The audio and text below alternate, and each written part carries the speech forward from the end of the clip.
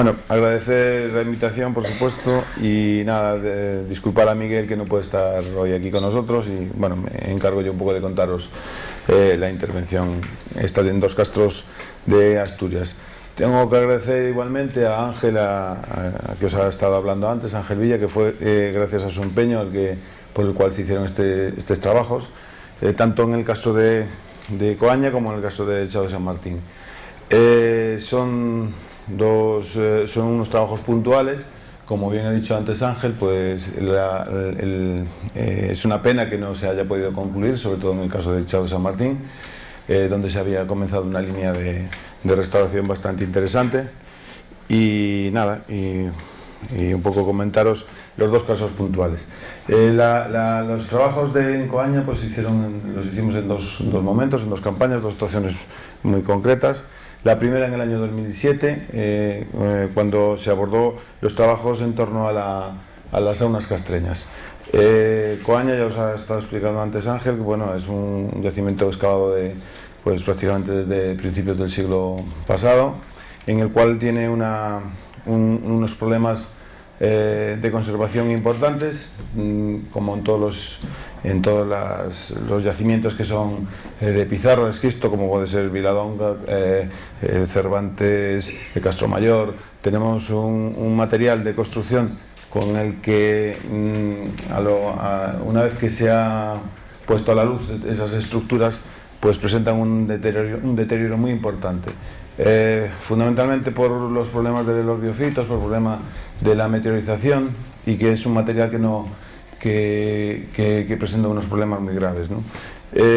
No pasa lo mismo en otros yacimientos, que tenemos materiales graníticos o cuarcíticos, pero en este caso es bastante acuciante el problema que tienen.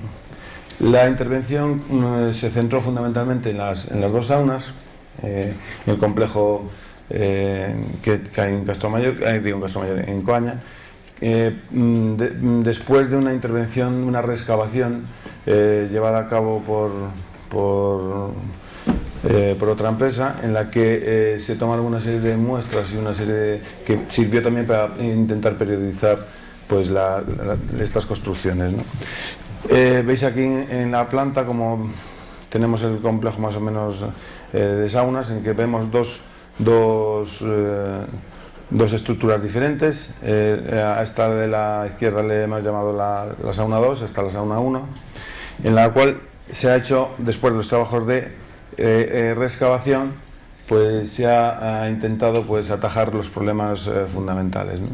Aquí veis más o menos el antes y el después, en donde pues nos centramos fundamentalmente en las coronaciones de las estructuras, como siempre, en poner un par de hiladas o 3 hiladas sobre las originales, restituir las lagunas y reponer ciertos elementos que estaban perdidos, ¿no? En concreto, en esta sauna no se conservaba como la otra que veremos a continuación, y los trabajos se limitaron fundamentalmente a consolidar y restituir ciertos trozos de esta sauna, ¿no? En lo que corresponde a la segunda, a la sauna que denominamos como sauna 1, teníamos unos elementos constructivos bastante interesantes, en los cuales se pudo ver cómo teníamos el sistema de aproximación de hiladas de la cubierta. Y entonces lo que pretendíamos no era solo consolidar esta estructura, sino apostar un poco por el elemento constructivo, por resaltarlo en cierto momento, darle un cierto realce, que a la vez de preservar los restos originales, nos diesen una visión de la estructura un poquito más que le devolviese un poquito la envergadura, la monumentalidad que tiene esta estructura, ¿no? Fijaros aquí más o menos la estructura una vez prácticamente finalizada la limpieza, en la reexcavación.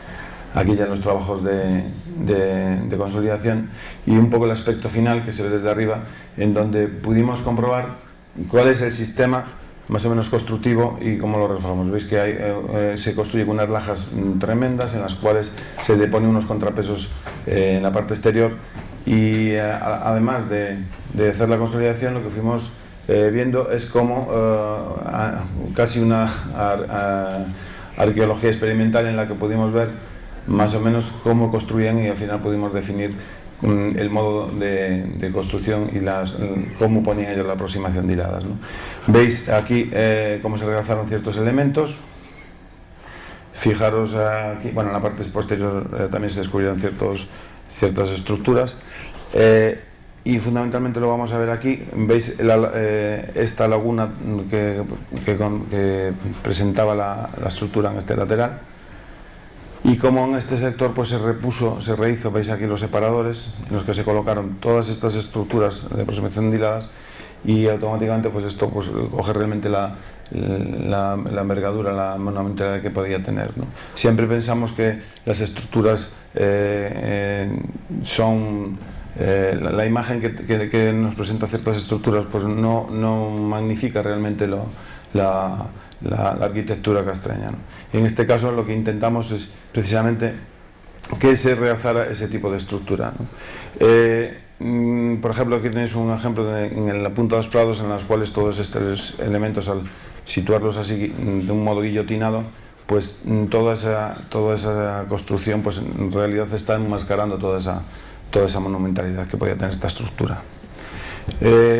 Otra intervención que hicimos en el año 2009 en el caso de Coaña, pues se centró en la zona de la entrada de la Acrópolis, ¿no? Donde se hizo una intervención para definir un poco el sector, según se entra a la izquierda, mirar el aspecto que presentaba, donde lo que os comentaba antes, el deterioro de las estructuras, sobre todo por su condición, el material con el que están construidos, pues, y la incidencia de todo el tipo de vegetación, lo que hace es que todo este tipo de estructuras se vaya deteriorando y al final no se entiende absolutamente nada de lo que se está viendo, ¿no? Este es el aspecto que presentaba. Teníamos una serie de estructuras que tras los trabajos de excavación vemos cómo se reinterpretaron una serie de estructuras y dependencias, y se vio una superposición importante de varias estructuras que corresponden a diferentes momentos, que se intentaba de algún modo que se pudiese comprender este sector, ¿no? Todos estos trabajos pues lo que hicieron fue que tuviésemos que presentar ciertas soluciones, porque por ejemplo la vivienda esta que tenemos aquí arriba está construida sobre un derrumbe ya de la muralla, con lo cual poder presentar todas estas estructuras al mismo tiempo pues suponía un cierto problema. Veis que aquí hay una laguna importante, como está caída toda la parte que sustenta la estructura, con lo cual se estaba desmoronando, y lo que fue y como pretendíamos que se viese esa secuencia arqueológica, esa secuencia de las diferentes estructuras, lo que hicimos fue hacer una restitución inferior en la cual recalzamos toda la esquina. Ves como por una parte se restituyó el relleno para poder soportar el zócalo de la estructura y la base de la vivienda, ¿no? También había elementos que pudimos detectar, como por ejemplo este muro contrafuerte construido en cierto momento para apuntalar lo que es el muro que estaba desplomado, como lo tuvimos que desmontar, y al final pues estaba enmascarando realmente la entrada de la muralla y parte de lo que podríamos llamar el cuerpo de guardia. De igual modo, en la excavación se documentó esta estructura que estaba amortizada, y en definitiva pasamos de tener un aspecto que prácticamente no nos transmitía nada a lo que estáis viendo ahora, más o menos. Toda esta intervención en Coaña pues pasa exactamente lo mismo. Esto sí que en todos los lugares, si no se mantiene si no se hace un trabajo de mantenimiento, pues todo este trabajo pues evidentemente pasa al olvido, ¿no? Este es el aspecto final que más o menos que tenía la estructura. Yo creo que voy demasiado deprisa, me estoy atropellando. Si veis qué tal, lo hacemos un poquito más despacio, ¿no? Bien, el otro yacimiento donde se hizo una intervención bastante importante fue en el Chao de San Martín. San Martín, como os dijo antes Ángel, Es un yacimiento realmente sorprendente. Los trabajos se centraron fundamentalmente en la Domus, que está situada en ese cuadro que veis ahí. Hicimos 3 intervenciones diferentes, todas ellas en la Domus. Es una lástima que el último proceso de restauración que se tenía preparado para la Domus no se va a poder ejecutar, por lo menos de momento. Y los trabajos fundamentalmente se centraron en una serie de elementos y estructuras que realmente estaban muy deterioradas, porque al faltar los elementos vegetales, es decir, los marcos de las puertas, pues todas las estructuras evidentemente se vienen abajo. Esta es una de las cuestiones que se ha puesto tanto en este yacimiento como en otros. Conocéis el de Castromayor, que lo vamos a ver. Los elementos de las entradas lo que tienen es un problema muy importante estructural, y con el paso del tiempo pues se acaban desmoronando, y se opta precisamente por reponer ese elemento con maderas tratadas para que toda esa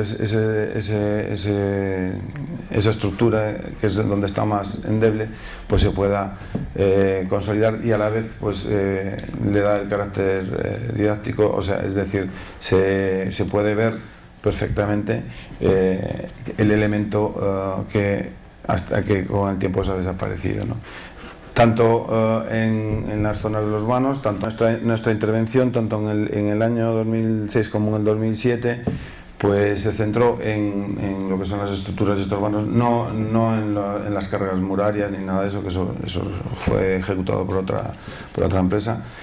En el año 2007, pues los trabajos fundamentalmente fue continuar con la restitución de los muros de la Domus, fundamentalmente otra vez en los vanos, como lo vemos en el plano este que puse al principio. Aquí tenemos pues más o menos las 2 campañas, el sector que fue objeto de la intervención.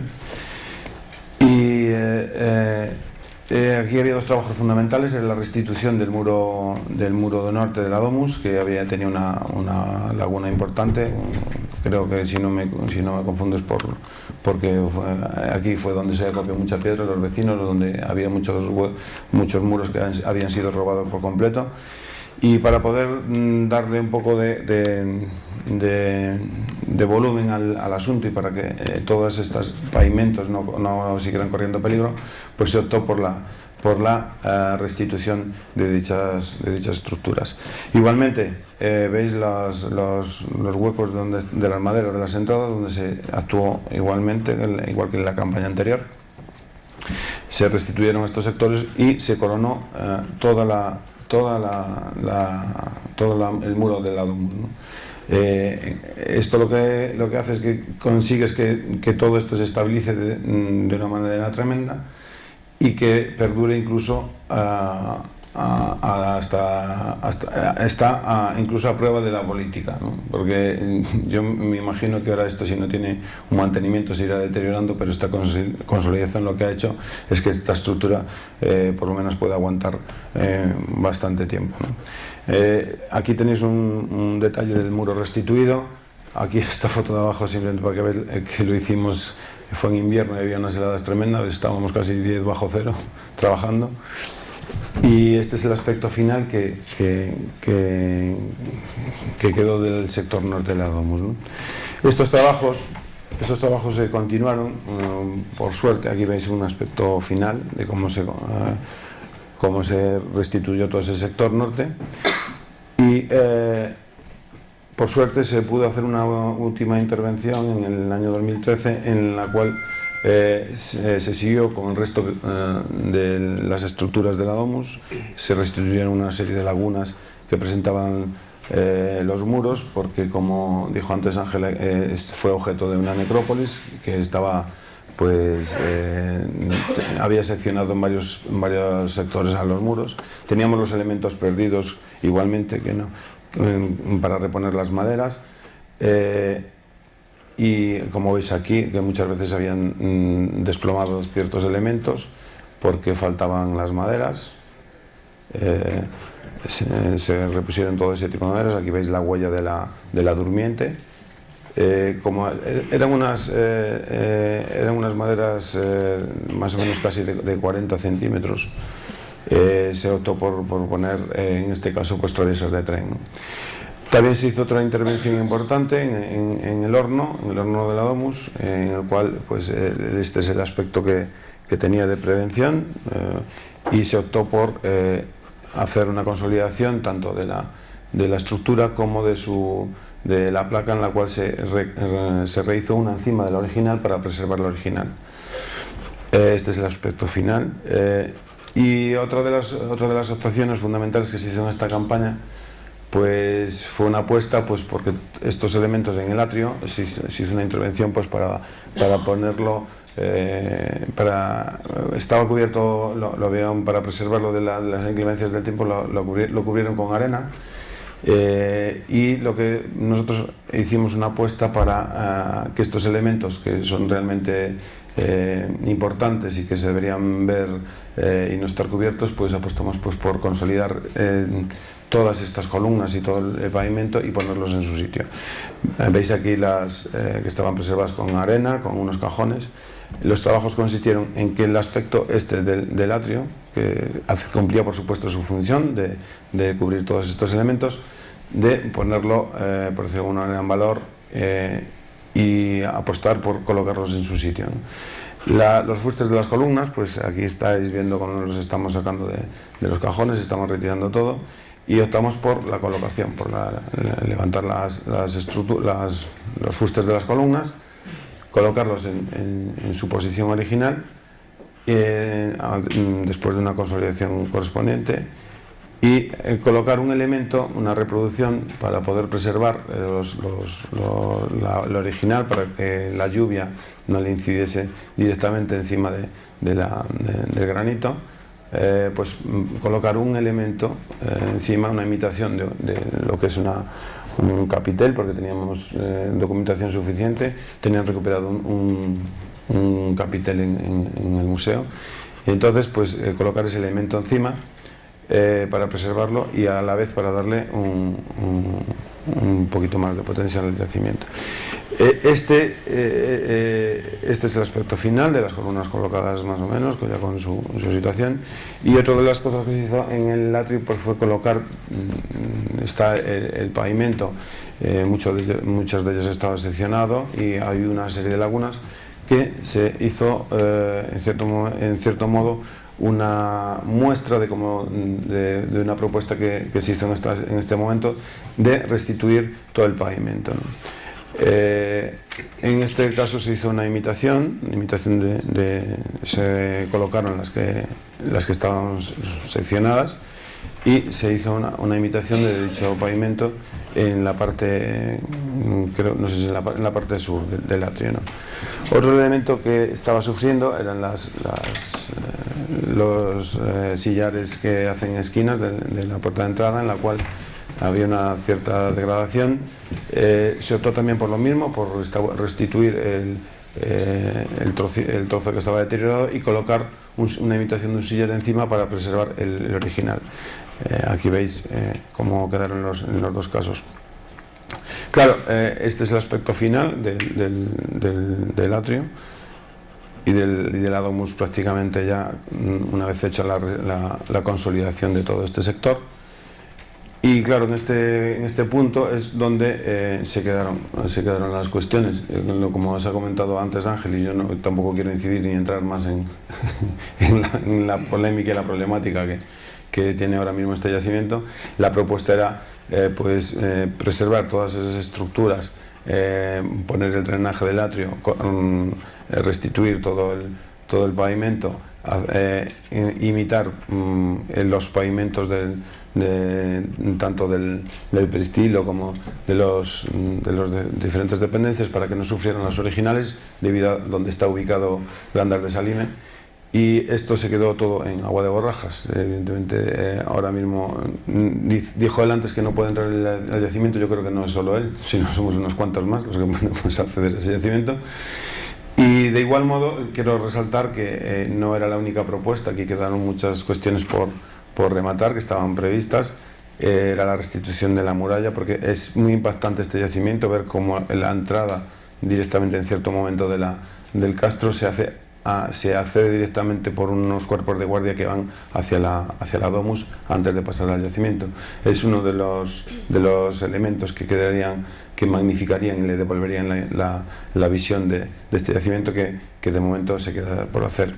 Y de igual modo, en el lado en la otra parte del castro, que aquí veis una foto antes de los tejados que se le pusieron para preservar las coronaciones, también se tenía previsto pues hacer la consolidación de todo este sector, pero del mismo modo ahora mismo está eso todo en el aire.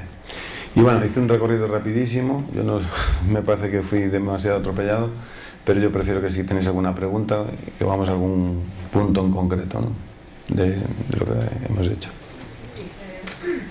Sí, los sillares ahora en la domus, en el atrio de imitación, ¿eran en piedra o refieres a los sillares, el capitel y los elementos que se requeran de material? Eso es piedra falsa, eso es hecho todo con morteros. Es una falsificación, tú ahora mismo si vas allí no lo diferencias en absoluto, y es totalmente reversible, lo puedes desmontar y es un elemento que estamos utilizando mucho ahora. De hecho, en muchas de las propuestas, para dar cierto volumen a ciertos elementos, yo creo que es lo más ideal, porque justamente esto preserva el original y toda la afección va a ese elemento, ¿no? Sí, lo hemos utilizado ya en muchísimos yacimientos y funcionan de una manera tremenda, ¿no?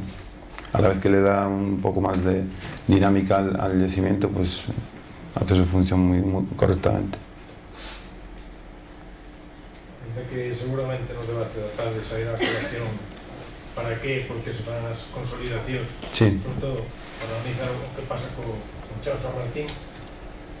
Deduzo que a coronación dos muros, o remate superior do pico dos muros, remata en morteiro, pedra en morteiro, sin ninguna outra protección. Sí. E vos parece suficiente nas condicións climáticas de Grandas? Sí, mira, aparte, justamente, olvidéme decir, pero no caso de Chao de San Martín, xa facía anos que colléramos mostras do morteiro da domus. Unha das cousas primeiras que fixemos unhas analíticas da composición. Estuvemos cunha empresa asturiana na que estuveron analizando os morteros e fixeron un mortero bastante similar. Nos único que lle incidíamos, bueno, eles botabanlle grasas animales, cousas que en este caso non leva hidrofugantes, pero ese morteiro simplemente ten unha aceleración de carbonatación, porque lle inciden, non é só morteiro de cal, pero é moi similar a ese morteiro, é totalmente reversible, funciona dunha maneira tremenda. O sea, colles a pedra, trábala con ese morteiro e o único que incide supostamente no resto quero explicarche, pos unha ou dúas fiadas, eso absorbe totalmente a humedade, non traspasa para nada, non xenera biofitos, o sea que é fundamental. En Viladonga tedes os sistemas de poñer a louxa ya eso encima. Ao mellor o que é un pouco impactante é no primeiro momento, no que se ve como moi recintado, moi rexuntado, pero ao largo de 2 ou 3 meses xa está oxidado prácticamente, pasa totalmente desapercibido. Normalmente cae algunha pedra, ademais, pero fundamentalmente por accións antrópicas, máis que nada. O tema do tema da xeada, ademais, en algún punto cuartea, pero con mantenimento, eso acaba funcionando moi ben. Protexe ben, non? Sí, perfectamente. Non funciona exactamente igual nas pizarras, nos esquistos, que no granito. De feito, ao granito utilizamos un morteiro diferente, pero fundamentalmente porque son pedras moi lisas e moitas veces non engancha moi ben o morteiro. Veredes seguramente ahora en Castro Maior cando vayamos, como hai montóns de pedras da coronación soltas, pero iso é unha cuestión de mantenimento, nada máis. Ademais, ali van moitos peregrinos, non hai nadie que este gobernando ese sitio ahora mismo, entonces é complexo nese aspecto. Pero bueno, o importante é que a degradación leva todas esas fiadas postas de novo, non original.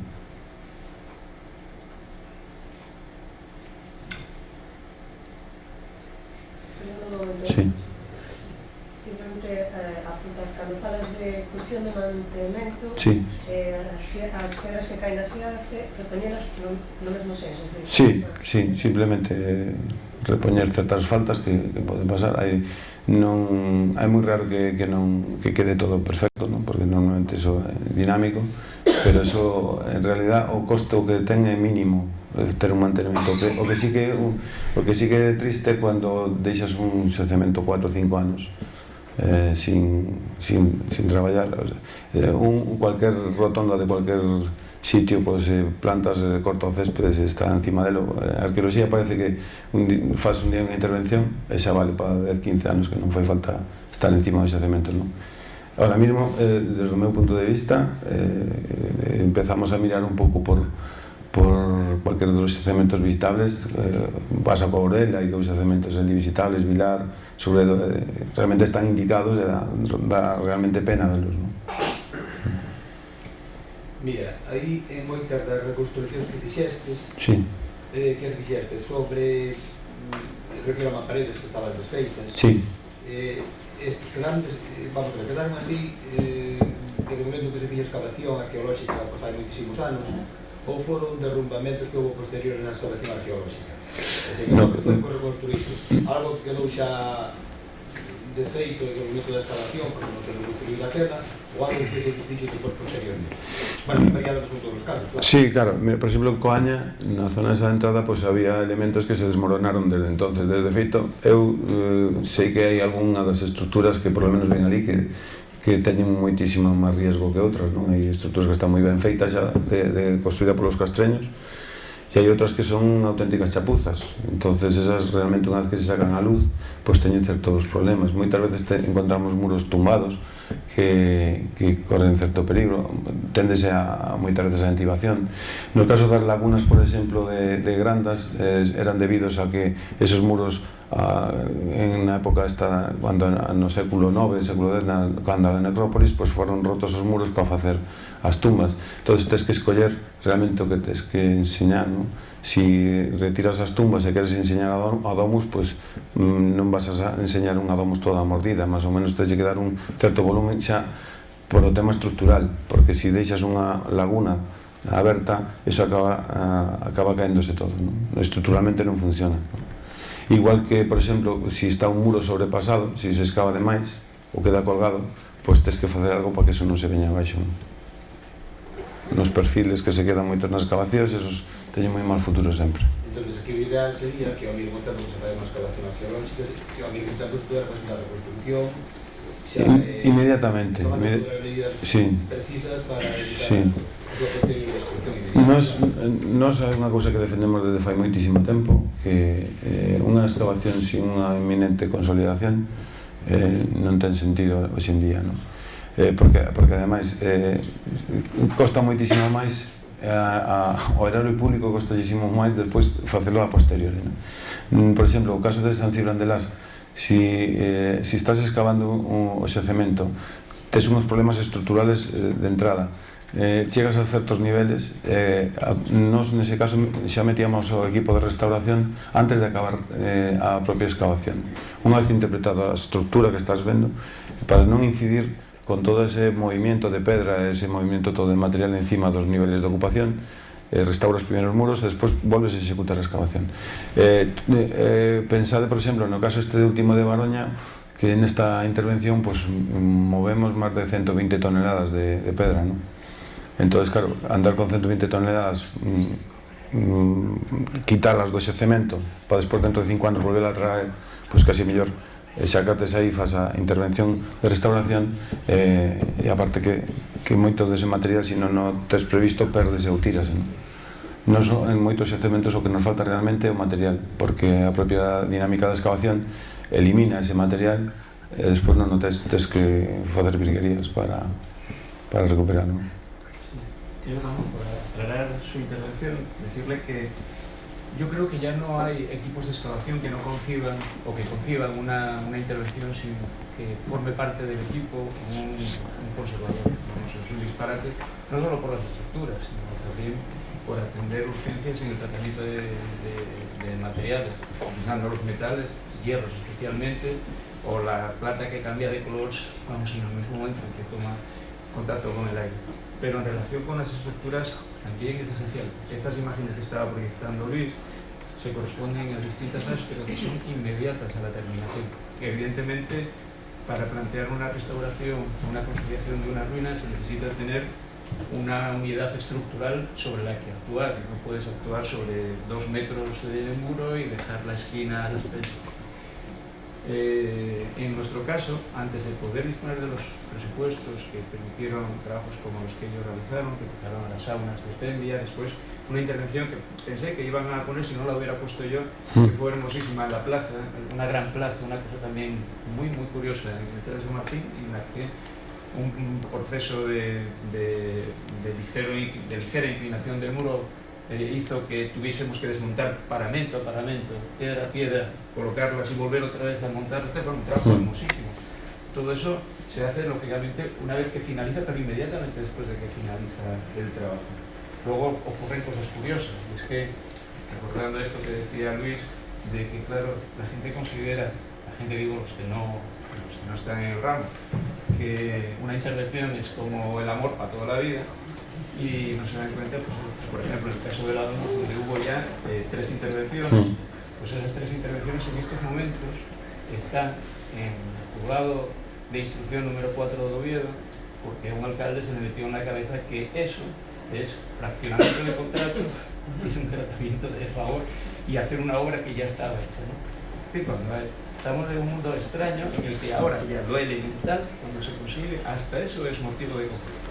Con lo cual, a lo mejor la próxima conferencia nuestro caballero o yo la tenemos que dar desde Villabuena. Desde luego. No, además es que es triste en este caso porque realmente la intervención que estuvo a punto, que es verdad que lo mencionaste antes, estuvo a punto de finalizarse con éxito porque fueron allí los políticos correspondientes a ofrecer el dinero para ejecutar las últimas intervenciones, pues por poco pues no se pudieron ejecutar, porque realmente la Domus ahora mismo queda un poco coja, porque realmente la entrada esa hacia la Domus sería espectacular junto con la muralla. Y no se entiende llorar una de las cosas cuando lo que dijiste tú, lo de la plaza y lo del proceso de anastilosis. Ahí tú pusiste una imagen antes que se veía muy bien el muro consolidado, y atrás los otros muros con los tejadillos, ¿no? Al final los tejadillos cumplieron su función, por supuesto, porque están preservando las estructuras, pero están enmascarando las estructuras todas del yacimiento, no dejan ver realmente las estructuras del yacimiento. Y claro, la consolidación tiene que estar siempre consensuada un poco con la arqueología, porque también hay que escoger ciertas estructuras que quieres realzar, tienes que dar una lectura también cronológica con la consolidación que quieres hacer. La consolidación sirve ya no solo para preservar los restos, sino sirve también para realzar la lectura que se le puede dar a esos restos, ¿no? Para incluso dar una lectura cronológica de los restos que estás exponiendo. Estando de acuerdo con todo lo que decís, que es necesario la conservación e a consolidación inmediatamente posterior á excavación, eu vexo un problema de que as decisións que se tomen sexan demasiado rápidas. Sí, pode haber problemas de interpretación, de selección, de selección de que é o que quen toma a decisión, entonces esa inmediatez, o único problema que eu vexo é eso, ¿no? De que ti traballas pola mañá e restauras eso pola tarde e ao mellor restauras o que non debes. Sí, sin embargo hai que deixar pues, un espacio un tempo de estudio, de interpretación para saber ben que é o que escolles. Esa inmediatez pode levar a erro. Sí, pero de todas maneiras, como es reversible, tremendamente reversible, pero mentras se asume o que fai esa intervención asuma as posibles variacións, en San Silván de Las temos o caso de que non teñamos a documentación suficiente porque non la prestaron de certas estructuras, porque estuvemos sobre todo 3 campañas traballando en estructuras excavadas por outra xente, pues, facianos. Unha vez visto unha fotografía que podemos ver dun sitio que vimos onde estaba un acceso, pues non pasou nada, desmontouse o trozo que estaba feito cerrando e volveuse a facer outra proposta, ¿no? Hai que pensar que isto non deixa de ser un elemento que preserva o original, non é efecto original, que é totalmente reversible. Entonces sigue sendo bastante máis barato esa incidencia sobre os restos rápida que esperar por exemplo, Santa Tecla, a última vez que estuvemos quitando toneladas e toneladas e toneladas de pedra que se levaron a un acopio abaixo na Guardia. No momento que se queira restaurar 4 ou 5 estruturas, temos que volver a subir todos esos camións de pedra para arriba. Foi unha lástima porque casi por o mismo precio, sabes, podíanse xa consolidar esas 4 ou 5 estruturas que un pouco daban todo ese material, ¿no? Entonces, por eso, xusto cando máis ou menos excavamos en cualquier xacemento, estamos recollendo os materiales de construcción de cada vivenda, por exemplo, de cada espacio. É dicir, pois, esta é a vivenda 5, pois aí acopiamos o material todo da vivenda 5 cerca. Con ese mismo material, aparte de que procedemos a cubicar, facer estimacións de derrumbes e demais, con ese material, en vez de leválo lexos e a porxa directamente na súa propia estrutura, pois aforras bastante cartos e ademais que recuperas certa estrutura con o mesmo material co que estaba construída. Se elevas todo eso a outro sitio, despois mezclase todo e a mellor acabas poñendo un tipo de pedra que non é. Unha das cousas tamén moi interesantes que non fixen ningún tipo de incidencia é que o que se trata tamén é de imitar o paramento que estás restaurando, non? Que a esta hora solíase facer unha restitución, unha consolidación con certos disparates, por decirlo de alguma maneira, non?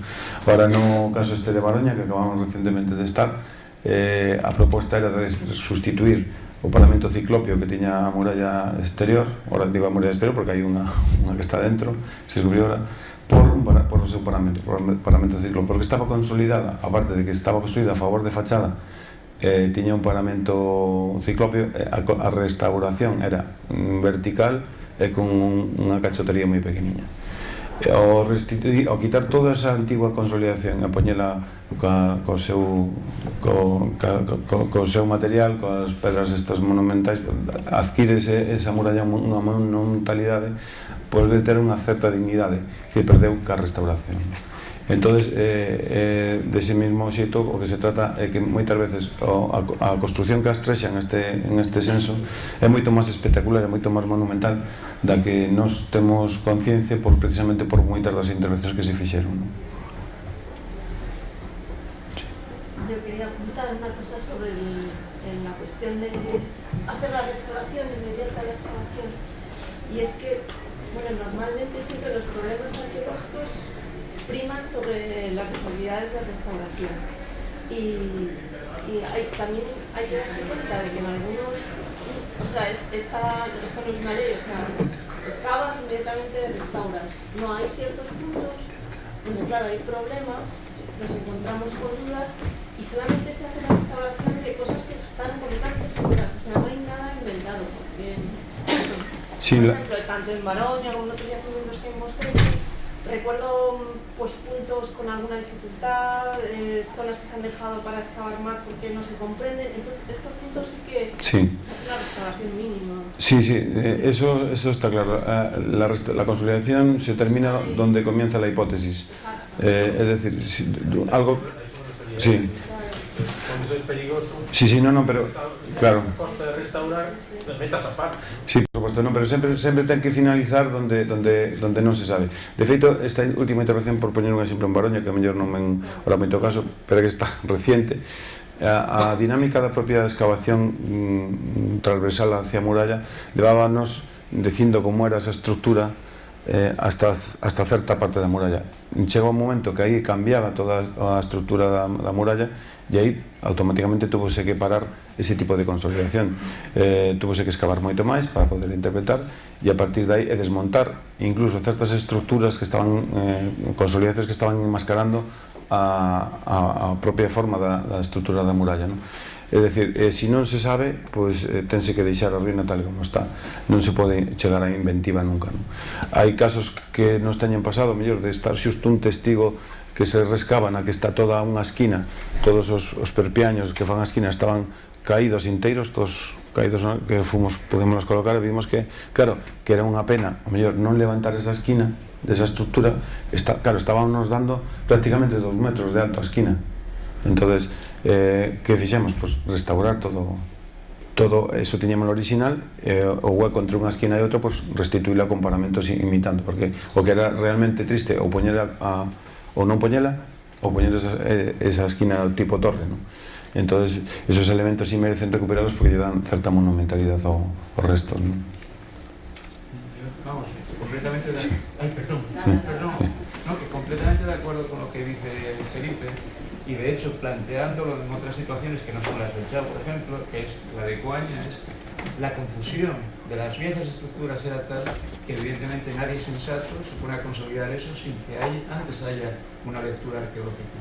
Y si esa lectura arqueológica es confusa, eso no se consolida en términos, digamos, de interpretación.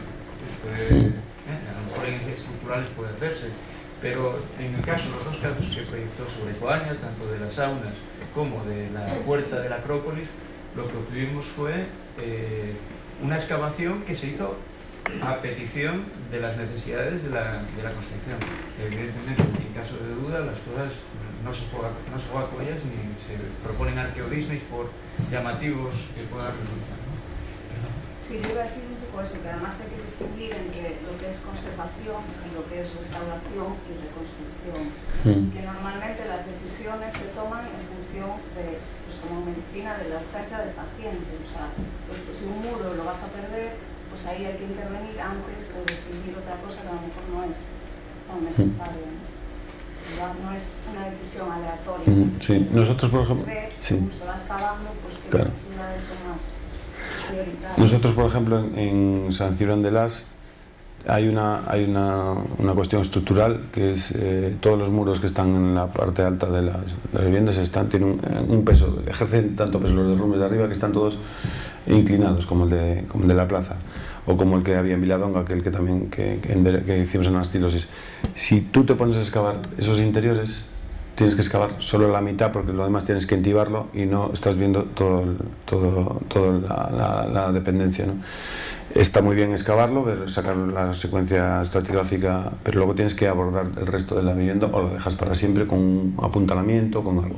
Entonces la estrategia que llevamos ahí en ese caso es pues llegar la excavación hasta donde están los muros vencidos, hasta donde están puestos en su lugar original. En ese momento es cuando se hace el proceso de anasterisis, se rehace toda la estructura y automáticamente despedimos a los restauradores para otro sitio, les decimos marcharos de aquí y vuelven los arqueólogos a acabar la excavación. Eso hace que sea ágil y que sea coherente la intervención. De la otra manera tendrías que tener toda la excavación a mitad, luego hacer un proyecto de consolidación, ver si pueden venir, si pueden abordar todo el proceso y vuelvo a insistir, es muchísimo más caro todo eso, hacerlo integral, ¿no? Hoy en día yo creo que no se debería pensar ninguna intervención sin de hecho está habiendo otra vez propuestas de hacer excavaciones, pero bueno, ya se verá la consolidación. Yo lo de ya se verá la consolidación realmente lo veo con que es una pérdida otra vez, volver atrás, pero ya que se está consiguiendo realmente que se crea en que hay que hacer eso, pues si se vuelve a lo de antes, está claro que puede pasar o no puede pasar. Yo ahora mismo el caso de Castro Mayor, ya lo veréis, es un yacimiento que da una información tremendísima, está totalmente paralizado. El año pasado hubo la suerte de que se hizo una cierta limpieza con hijos de inmigrantes, bueno, con la Consejería de Inmigración.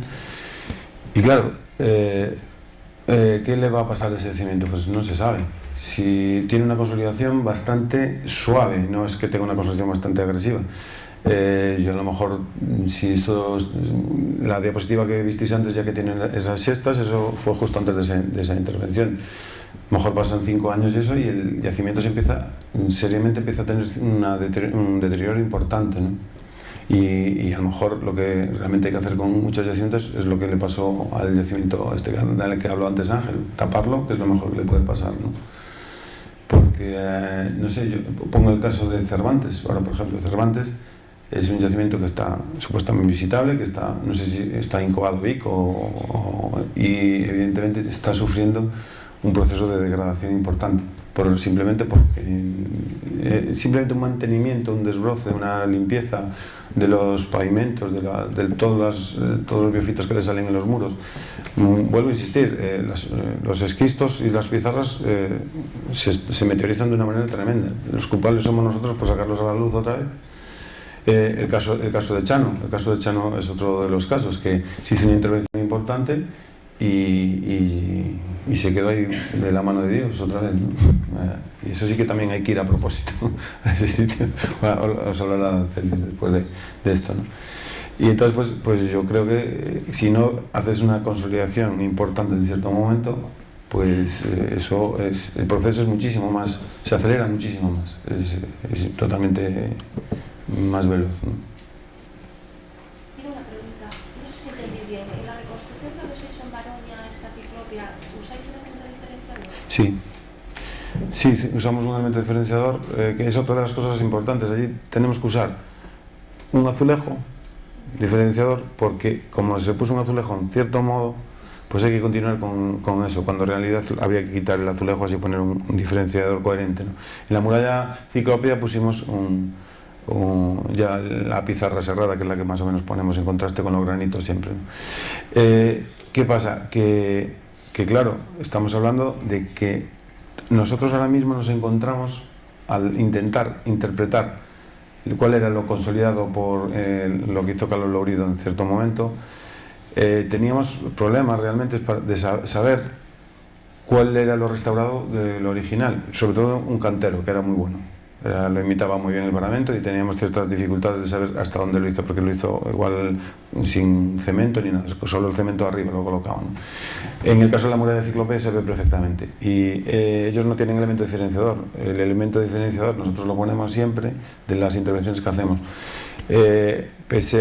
Si hacemos una anastilosis, si desmontamos un muro y lo volvemos a montar, ahí no ponemos el elemento diferenciador a partir del proceso de anastilosis, no desde abajo, porque estamos utilizando el mismo material, lo único que lo desmontamos y volvemos como numerar las piezas y volverlas a poner más o menos.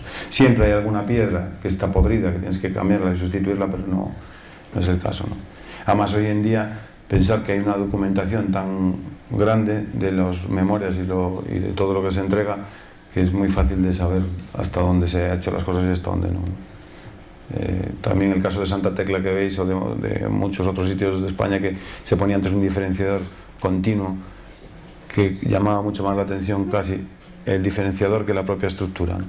Lo que se trata es de que se sepa hasta dónde se ha hecho el trabajo, los que quieran saberlo y los demás que vean la ruina como tal, como elemento principal,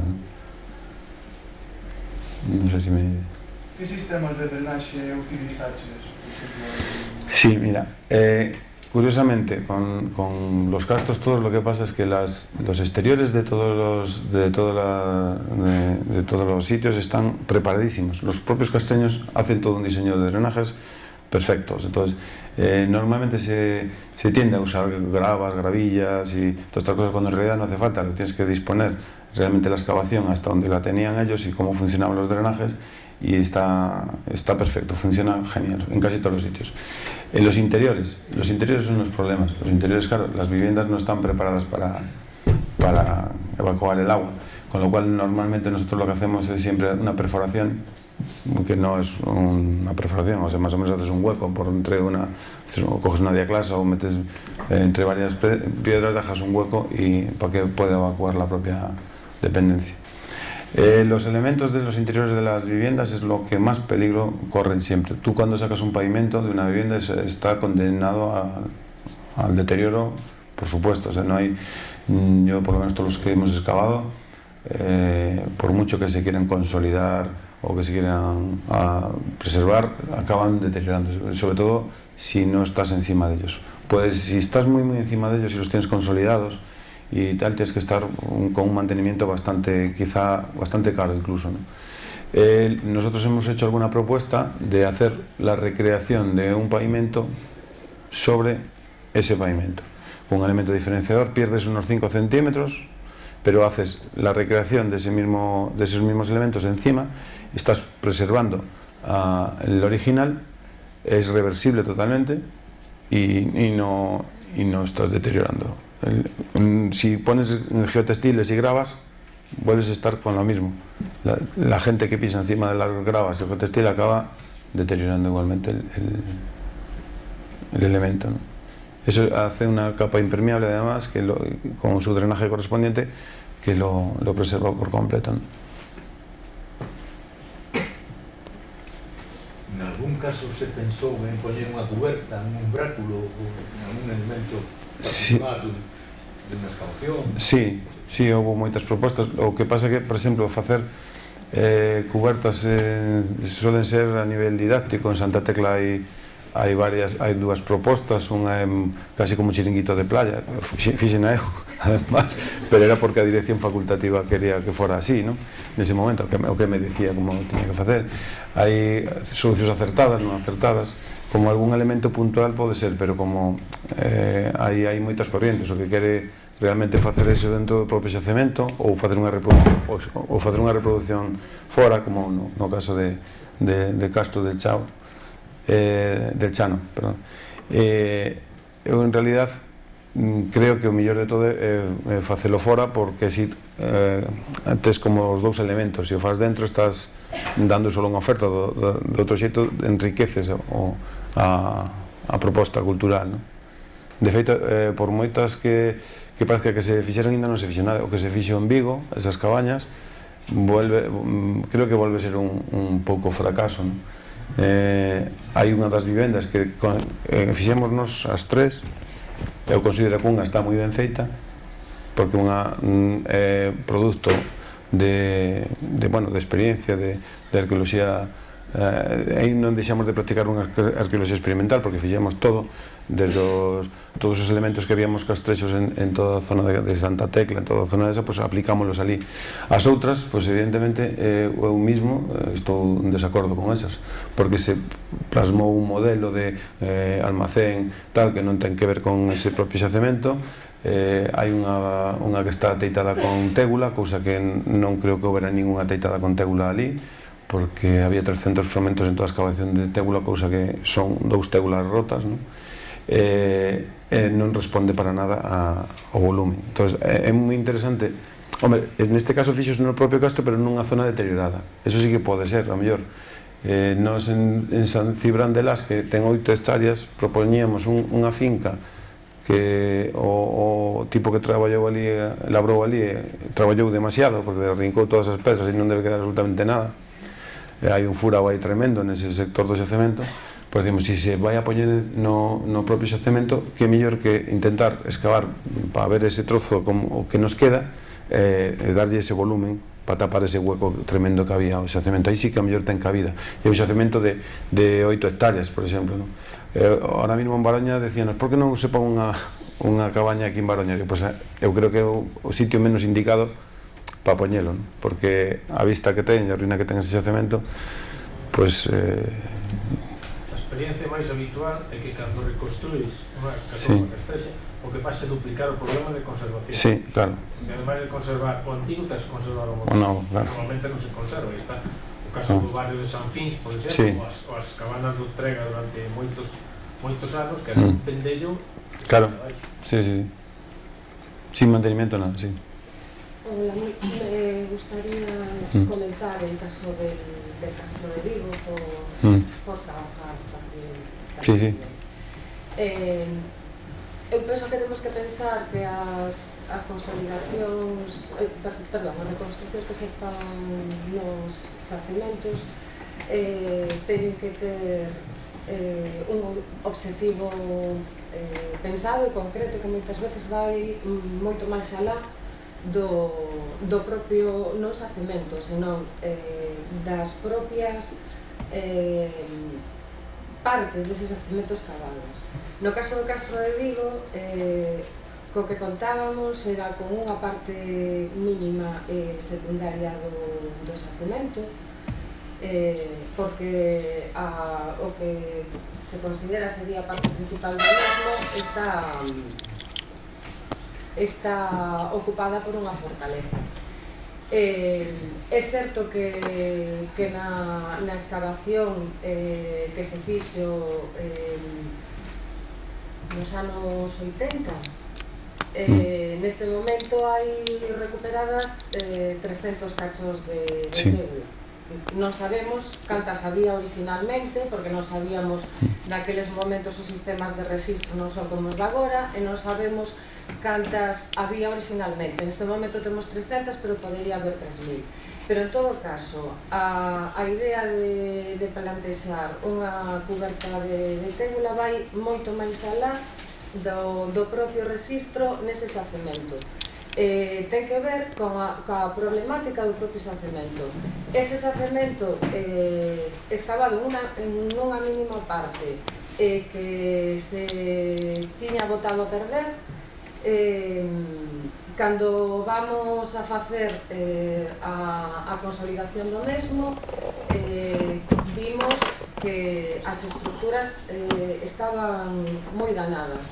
Entón, cando se plantexou a recuperación do mesmo, o que queríamos era recuperar un momento do século I despois de Cristo, donde que sería o momento de maior ocupación, o sea, digamos, un momento de máximo esplendor do sitio, e donde perfectamente podían convivir estos dous elementos. E por outro lado, queríamos desbotar a idea de que todas as casas castresas son pallozas.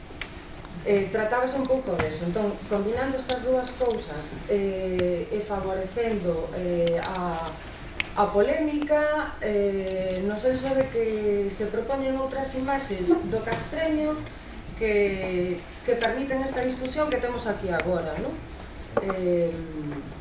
Nese sentido, penso que é positivo máis alá do que di Luis, que é totalmente, vamos, que estuda algo. O único que decía que realmente esta pesada grande, que sabes que a que máis transmite a idea original dunha vivenda castrexa dese tipo. Sí, pero penso que outra tamén axuda a ampliar o que o mundo castrexo máis alá das pallozas. Creo que moita xente chega ali e di, unha palloza.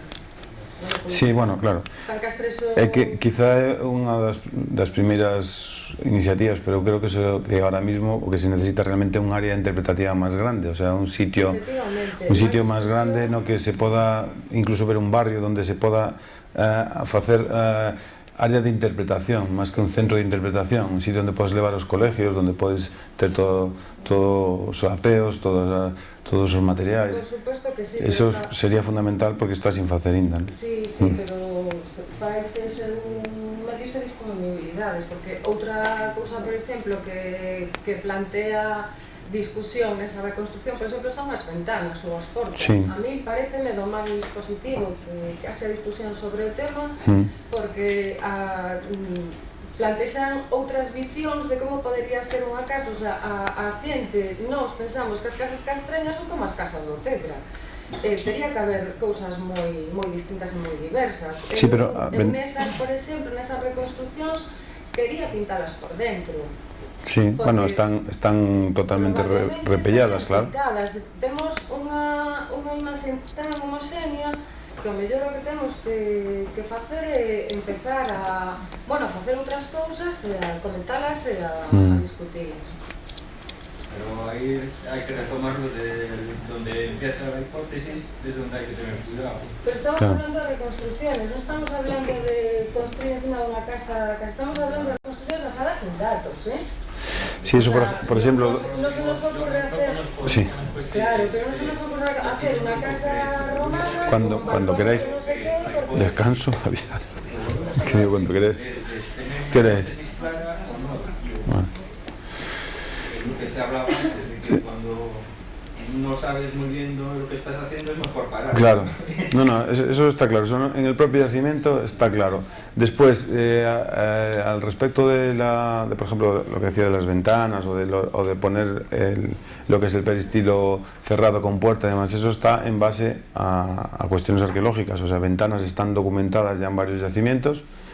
lo de ponerle cerrado las dos puertas esas, si no lo viste, bueno, es que las tégulas, sí. como las tégulas, que tú sí. examina a la discusión, no, sí. que nos planteemos aquí. Sí, vale. Lo que pasa es que una estructura de tégulas es una cosa, una bestialidad más grande. O sea, un tejado de tégulas tienes que tener unos muros de cargas impresionantes, ¿no? Una estructura que no, bueno. El caso es que ahí más o menos eso es necesario. Incluso es necesario tener una vivienda en la que puedas cada año con un grupo de gente hacerla de diferentes maneras. Hipótesis, eso da lugar a que la gente pues piense y que interprete, ¿no? Pero bueno, es un debate que no viene ahora aquí al caso. En realidad, nosotros aquí lo que defendemos en el propio yacimiento es que realmente realzar las estructuras que pasan desapercibidas. Hay muchos elementos ahora mismo en los castros que pasan totalmente desapercibidos, pues porque están enmascarados muchas veces en que están a medio excavar o no están excavados de todos, o otras veces pues porque las consolidaciones que se hicieron, estoy hablando de los castros que se llevan excavando toda la vida, además que están enmascarados por consolidaciones que realmente degeneran la propia estructura, ¿no? Es el caso, vuelvo a insistir, de Baroña y de muchos otros, ¿no? Que se ha hecho una consolidación tan desafortunada que está enmascarando realmente la magnitud de las propias estructuras, ¿no? Yo entiendo también el aspecto didáctico, ¿no? Pero sí. Claro, hay que respetar el yacimiento coherentemente. Sí. Claro. Yo por eso, por ejemplo, lo que hablé antes de los pavimentos y de recrecer de poner un pavimento encima del otro. Por ejemplo, si tú coges una ruina y la llenas de gravas por todos lados, haces un jardín zen de esos, que pues al final no parece para nada un yacimiento, o empiezas a meter elementos que distorsionan las propias estructuras, estás presentando otra cosa. Sí. Y entonces, pues claro, si tú pones un elemento que recrea realmente el original, pues... No, pero yo sí le doy la razón en que está bien el ampliar un poco la visión, sí. Sin forzar la interpretación. Pero, a ver, la interpretación está forzada porque en el yacimiento hay estructuras rectangulares que es justo donde aparecieron las tégulas. ¿Hasta qué punto está forzada? Es una cuestión de Pero digo un poco más tarde, de ese contexto. Pues es una interpretación tan sí como tan no. Entonces, bueno, pues vamos a darle un voto al sí. Si está suficientemente claro, a ver, no está en absoluto mal la diversidad de opiniones. Eso favorece la discusión y la promoción de otras ideas, igual que pues eso, que el porche cerrado, que la ventana. Vinieron castrólogos de reconocido prestigio y ¿cómo tienes una ventana? ¿Por qué no? Sí, no, es que las... Siempre nada más que con la luz del hogar. Es que a lo mejor tenemos que empezar a pensar. No, es que las ventanas existen. O sea, las ventanas están documentadas. Por eso, pero no, sí. Pero no aquí. ¿Cómo que no? En Santa Tecla tienes ventanas. Sí, pero no. En Vigo no, pero bueno. Que viene a ser el mismo caso de... Con los datos que se cuentan de Vigo tampoco se podía hacer tantos experimentos como los que se hicieron. No, es que nosotros las interpretaciones que tenemos sobre el pasado no las hacemos con un solo yacimiento. Nuestro conocimiento del pasado se hace con el conjunto de yacimientos de ese momento. Entonces es lícito utilizar, hombre, no cosas que no tienen nada que ver con esa cultura o con esos materiales o con esas cosas. Pero es lícito utilizar, si tenemos una ventana en un yacimiento que está a 20 kilómetros, es muy lícito utilizar la ventana, dice el tejado o cualquier elemento. Es que de hecho no tenemos. Pues como la reconstrucción, que el decir, como la reconstrucción. Cada yacimiento es como una persona, digamos, ¿no? Tiene sus propias características y hay que respetarlas. En eso estamos totalmente de acuerdo y en eso no creo que haya nadie que no esté de acuerdo. Pero tu imagen del mundo castreño no se hace solo con el castro, tu imagen mental se tiene esa idea, se hace con el conjunto. Y a la hora de... Un momento, perdona, que sigue esta pregunta. ya nos quedan solo 5 minutos para ir a tomar el café. Pregunta de corte y corte. Podemos seguirlo. Cuando termina la restauración, la consolidación, hacéis el informe pertinente, ¿el plan de mantenimiento se desarrolla, se puntualiza o se desarrolla? Mira, nosotros casi en todas las intervenciones siempre ponemos al final un apartado que es plan de mantenimiento. En este caso no, porque había un equipo que estaba ahí trabajando en ello, ¿no? Perdón. Normalmente siempre hacemos un apartado que pone plan de mantenimiento, con 4 cosas, pues es desde la aplicación de herbicidas, fungicidas, todo ese tipo de cuestiones, reposición de elementos que se caen, pero eso nadie lo asume nunca. Sí, dime.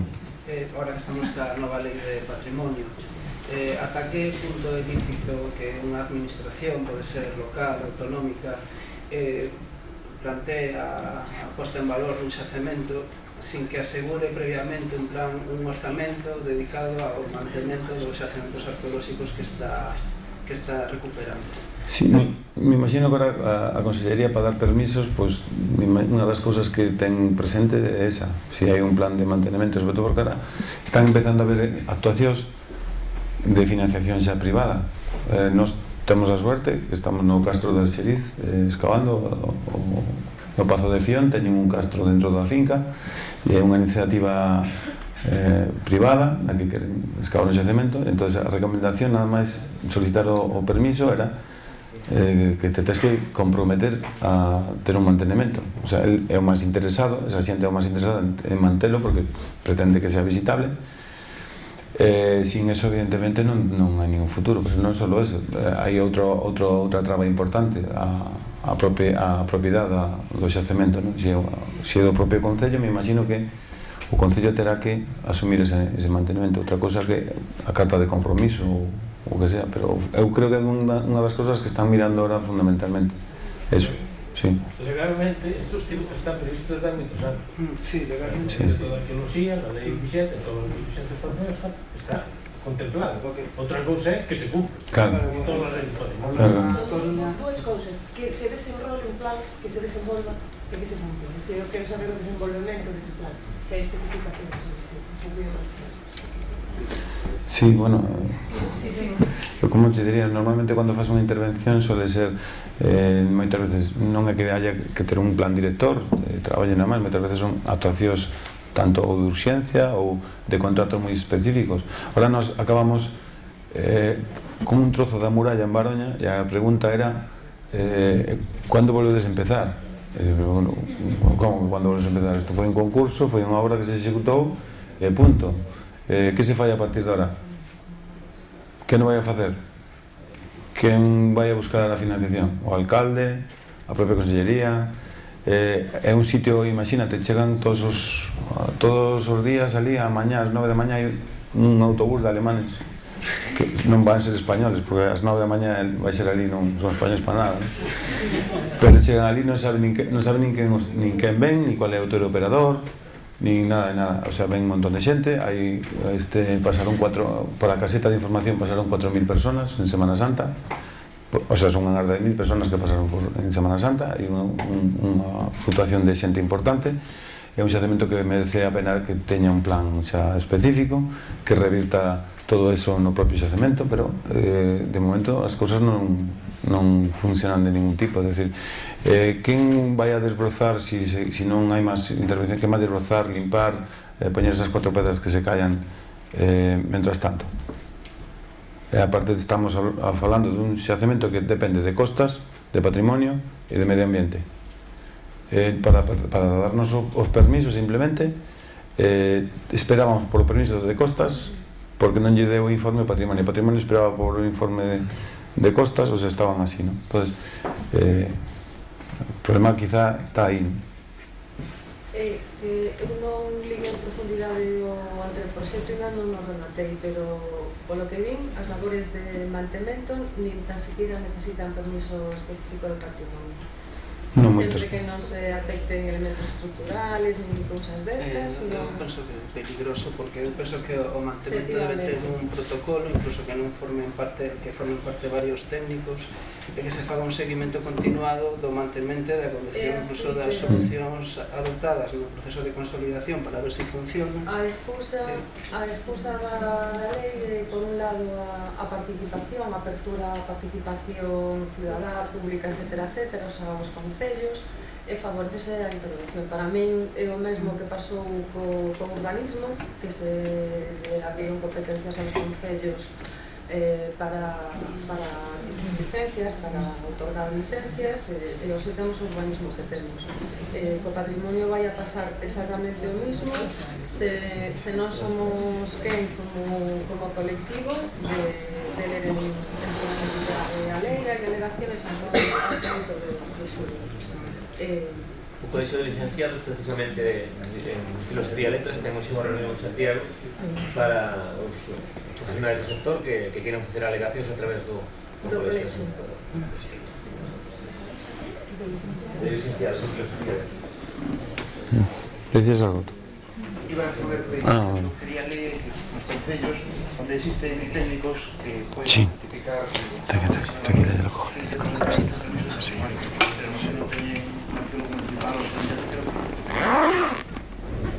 Estou de acordo que tenéis a suficiencia en un concello sin un técnico específico, me parece peligroso. Ya. Bueno, pues nada, ahora tenemos media hora para el café y todas estas cuestiones que acaban surgiendo pues las podemos debatir en el debate de las 7:30. Vale.